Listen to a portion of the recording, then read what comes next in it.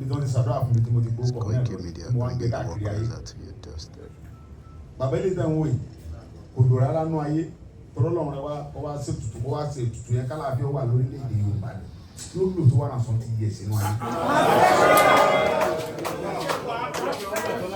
Ọjọ́ tí mo wá ẹ rí i pé ẹ̀ẹ̀kan tí mo ti wá tí mo yọ wọlé wá kí bàbá tí mo délé padà níbi tí mo tún lọ sá pamọ́ sí sọ́kóso kẹtọ́ wọn fi fúri mi. Ẹ bá ṣe káwéèsì ń bá wọ́ọ̀ ní. Bàbá Olúgbọ́n gbà mo padà dọ́dọ̀ rẹ̀ ó ní ibò tí lọ ọ̀rọ̀ ni mo ní ọlọ́rọ̀ ọ̀rọ̀ ti yẹjú ó ní mo sọ̀rọ̀ fún ẹ pé bàbá rẹ̀ ládọ̀jọ́ Olúbàdàn láìpẹ́ yìí ọ̀ní ọ̀ṣáájú àwọ̀ tẹ̀lé láwọn ẹjọ́ ọ̀rọ̀ lọ́ba àwọn ọkùnrin. Ó sì rí bẹ́ẹ̀ ẹ bá ṣe kábíyèsí bàbá wọn ni. Gbogbo ẹnikẹ́ni tí ìbá wa jẹ́ ọkùnrin ni obìnrin ni tọ́ba ní òun bínú bàbá ọ̀lẹ́ ilé ọ̀pá àwọn ẹbí.